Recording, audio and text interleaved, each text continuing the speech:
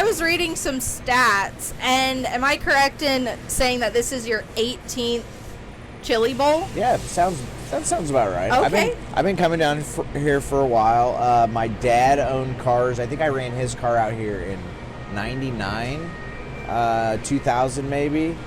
And so I've been coming out here for a long time, and I feel like that's part of, why I get around here pretty good is like, the building kind of like has its own thing when it comes to like the drivers. It puts a lot of pressure on you. There's a lot of cars, there's a lot of people, and the track is just tough. This place is very tough. I interviewed you, I think, a year ago, and we were talking a little bit about Chili Bowl luck and all, the experience that you've had with that. And you were saying, I think 2017 you felt was like a breakout year for you. Can you talk a little bit about that?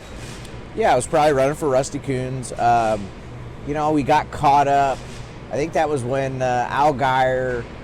I've had so many good years here. It's really hard to pick one out because, when I drove for Mark Bush, I was in this 2-car, the Deuce, and I put the Deuce in the show like 3 or 4 years, and it was a nobody car, per se, and I feel like that kind of like made my name because then Rusty Coons hired me to run his car, and I showed up. I got caught up. I think I was running 5th. Al Geyer was running 4th. And he catches the curb on the last corner of the last lap, gets upside down. I get caught up with him. Well, it puts me in a D main, and I did the soup and went from the D to the A, and That's that kind impressive. kind of got me up on the rowdy, the top row rowdies, agenda, and so people started noticing. Yeah. Back then I was Thomas. Yeah. Not known as T-Mez yet? Not known as T-Mez yet. When did that nickname come about? It might have been. T-Mez probably was already on the car, I think, but it really popped off, I think, here at the Chili Bowl, because everybody sees what's going on in this building. Mm-hmm. Yeah. And back then it was probably streamed on Racing Boys when they were the main streaming service. And I feel like nowadays, like with all the cars, like we're over 350 cars the past few years, you don't see people run the soup as much or like as hard as like maybe like the years that you were talking about. Yes. I mean, I think a couple years, just like JJ, he ran from like the J all the way through to the feature. Yeah. And that would be tougher, I think, nowadays. Everybody's cars, like, a lot of times you don't know who you're racing with in the heat races, but you can just look at the cars. And I roll up in my heat race, and I got one of Matt Wood's cars. I got, the Dave.com car. I had,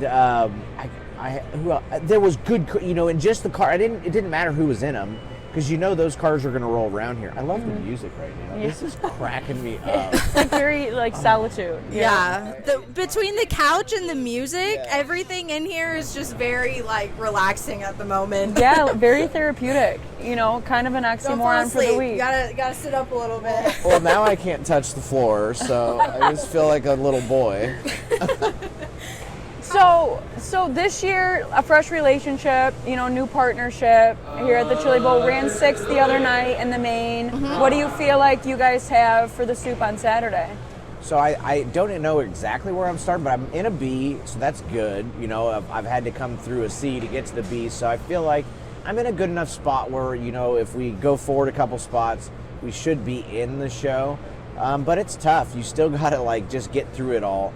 And the normal guys aren't really running in the top 5, it seems like, so it's kind of a different crew that's going to be starting in front of me. But, we're still hard at it over here. We got the car. We're welding new spuds on the car because it wasn't that great with as rough as the track was. We ran 6, which is a great run, on Chili Bowl standards with 75 cars a night or whatever. But we really wanted to get to top 3, top 2, lock into that thing. And I didn't feel like we were really that good to do that. So, we're still working on the car and hoping to get the car a little bit better and at least put it in the show and help put on a show. Yeah. Something you were talking about on Tuesday, I think, because you went 8th to 6th in the prelim, right? Yep. And you were talking about kind of that veteran mentality, I guess you'd call it, that came into play where you were like, let's not wreck, we're just going to finish, get a decent position and start in the B, how long do you feel like it takes at Chili Bowl to kind of develop that knowledge where it's like, okay, I don't need to risk everything and, wreck the car and go back to like an E-main or something, I'd say it took me 10 years. I mean, because it's just hard when you're in the car. Your adrenaline's rushing from the car trying to kill you, and go fast. And then you throw in everybody just like kamikazing at you, and it's definitely it just takes time to like calm your emotions. Like because the good guys are like like Shots. He's out there on a Sunday cruise, even though like he's running 150 miles an hour at Knoxville. He's right on the berm that's this big, like anybody else runs it as fast as he does and jumps it. They're junking a car. There's all these emotions that are just natural emotions that you really have to like overcome. Yeah. And it takes so long to like just be an adult and be like out here like, no, we're not going to, bang wheelies and go fast. We need to like calm down and try to like ride this one out and get a finish. Because if you don't finish your Saturday prelim, if you're lucky enough to make it, it just puts you so deep. Every spot you go backwards. Yeah. Well, I think that really you can tell whether it's prelim nights or even on the soup day, what separates the vets from kind of maybe the newer guys or the rookies or whatnot is you can kind of sense like the calmness, the vets, kind of are calm, kind of let the race work out itself. Yes. Especially at the beginning in their heat races when everybody's kind of what you were saying, kamikaze. And you'll just That's a good word. As a veteran though, you'll just let them do their thing and then just drive right on by. Yeah, wait for their mistakes at the other end, so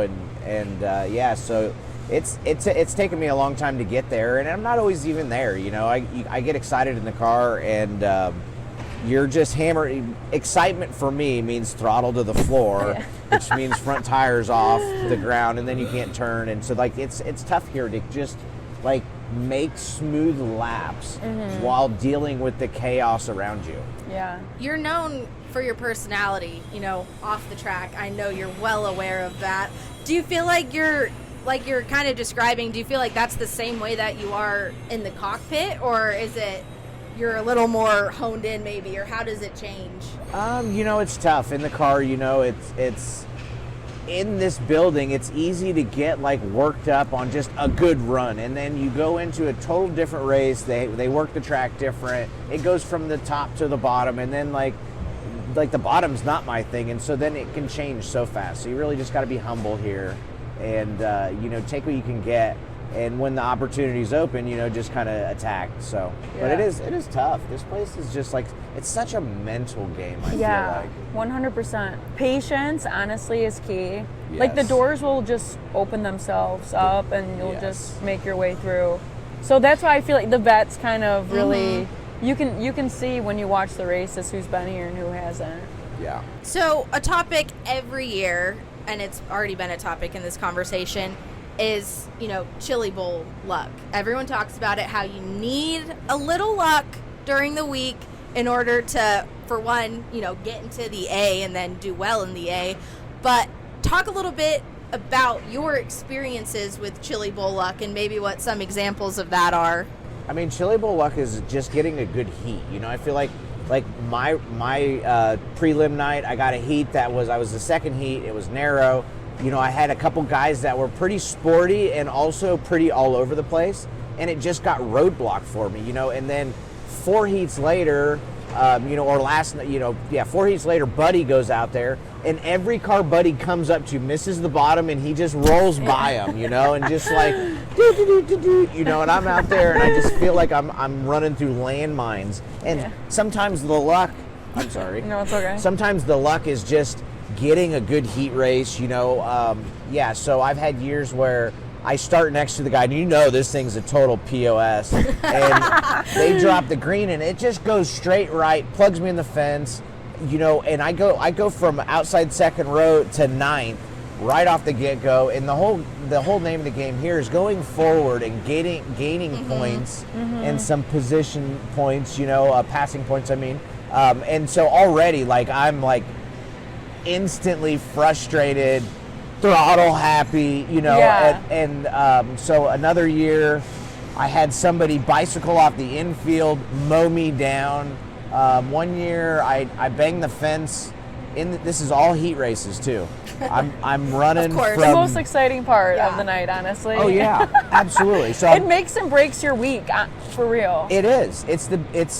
It does, and I think that right there makes me even more impatient when I start going backwards, because you have to go forwards. But I feel like the laps don't click away very fast here because I'm so impatient, you know. Right. And so lately I've been just telling myself there's laps, and just trying to calm myself down with knowing there's more laps, Right. And there's a lot of stuff that's about to happen. Yeah, you know? yeah, for sure. Taylor, would you agree with that description of Chili Bowl luck? Is that kind of what you've experienced over the years? Yeah, that's why I would say, so this is my 6th Chili Bowl. I ran it when I was obviously 16, 17, 18, then I took a few years off, and then the past 3 years I've been back running for Bob East.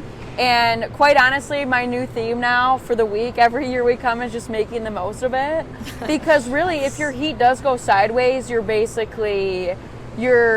being reactive instead of proactive for the rest of the night and trying to make up ground. And the points are everything. So it can make and break, like whether you're in the inversion, where you start how many cars you can pass. And sometimes it even just starts off with your draw.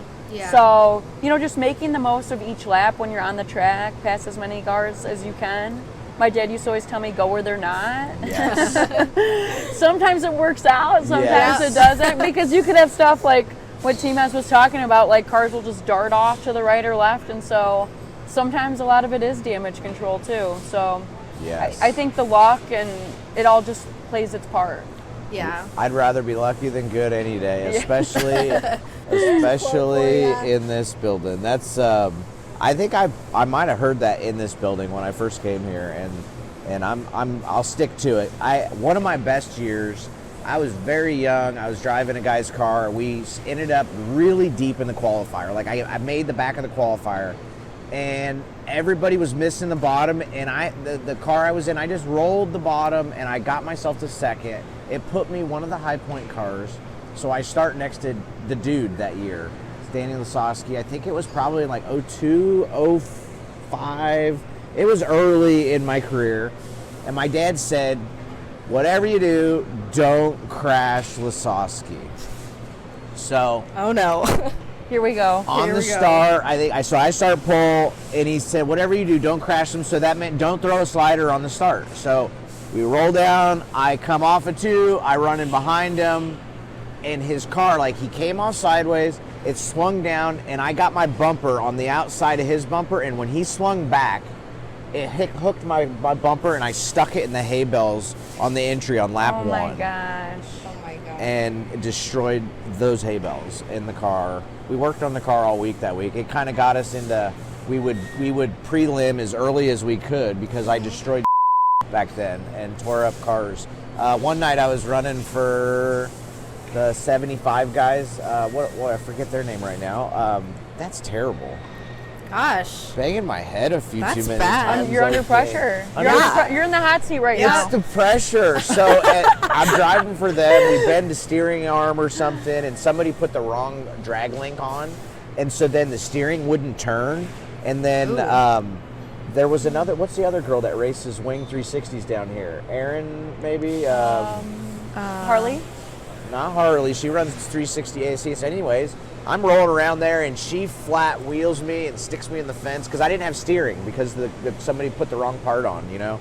I got so many Chili Bowl stories. It's crazy. geez. You know, it always amazes me how specific like drivers' memories are when it comes to like on track stories. I mean, like you right now, like can repeat everything that happened, like know exactly the details, and it can be like 11, 12 years ago.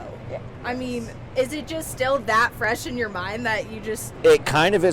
So look at it's that a- picture. That is from way I feel like I long remember time when you ago. drove that car, yeah. This is the car that made me popular here, Oh, wow. okay? All right. So you would say that was that like a career defining moment for you, or like your breakout moment, or like what was your career defining moment? You know, I think we all hope there is a career defining moment, but as we all know that it's nobody really gives a shit about each and every one of us individually. It takes time to build people that do care.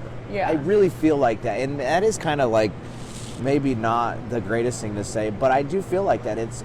That's kind of what started my YouTube channel. Is like I always thought I was gonna maybe go somewhere, but I didn't try very hard to push myself to get farther, you know. And then like one day I you know, my dad gave me this video, Gary V, and it's called Crushing It, and it was basically just like his whole thing was self-promotion. The internet's free, these social medias are free, and if you just put in a little bit of work and put your stuff out there, the world might love you. And you know what, if you don't, nobody gives a Yeah. Yeah. Well, it's like so true, because I think about, like we were talking about 10, 12 years ago. I mean, it was the beginning of social media. It was. And now we are 10 to 12 years later, and it's like a huge aspect of not only society but of our sport to market yourself. And so was that the idea behind T-Mez TV, or what? Absolutely. I think, you know, and I'm a little old school because and so like when it started, I didn't want to, like, I wasn't posting pictures all the time because I'm not trying to rub it in anybody's face. I don't post pictures of me up cage standing all the, like, because it just doesn't, like, the rest of the world doesn't really care. They want to see cool pictures, but they don't want anybody rubbing anything in their face, in my opinion, you know. And so then I didn't really post and boast about my stuff a whole lot. And then like one day I just was like, okay, what I do is awesome. You know, I get to drive. You know, I was driving for RMS. They traveled all over this beautiful country, going racing at the coolest tracks in the country. And I had the best seat in the house driving that 7X. And so boom, I put a camera on the car, and then like I could bring the whole world with me. And I finally just woke up one day and was like, I need to leave a little piece of me, you know, and give out more if I want to sell some more shirts and do what I really want to do, which is just be a race car driver, you know. But it's not financially that great, you know. If you don't have Logan CV years, you know, I'm not even going to say Kyle Larson. He goes and steals everybody's money, you know. Guys who are busting their ass to try to earn enough money to go racing again, you know. He kind of comes and cherry picks us, but we should be able to run with him, but we don't always. It's not always like that, you know. But so if I don't have a Logan CV year, it's tough, you know, and so I got to hustle elsewhere, you know, whether it's your shirts or social media. I think social media is awesome now. Yeah. And I think that's the big part. Oh, sorry, Grace. I think that's the big part of grassroots racing that's so unique and sets like us all collectively apart from maybe like the more commercialized series, is because you really have to roll up your sleeves and go to work. Mm-hmm. Like you can walk through the pits and talk to people like T-Mez, or like the Justin Grants, or like the Logan CVs, and you can tell that they're passionate about it because it takes a lot to do this.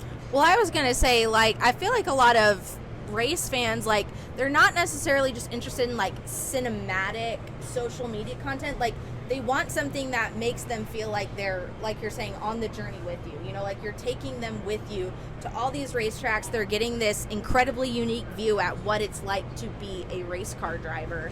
And, you know, not as many race car drivers do it as probably they should. I feel like that would really kind of help the sport in general, just so people could see what it's like. You know, it's funny that you say that, because originally when I did it, I just really was trying to get, you know, some shirt sales through the winter, because if I'm racing race by race, and I don't race in the winter, so I don't have an income.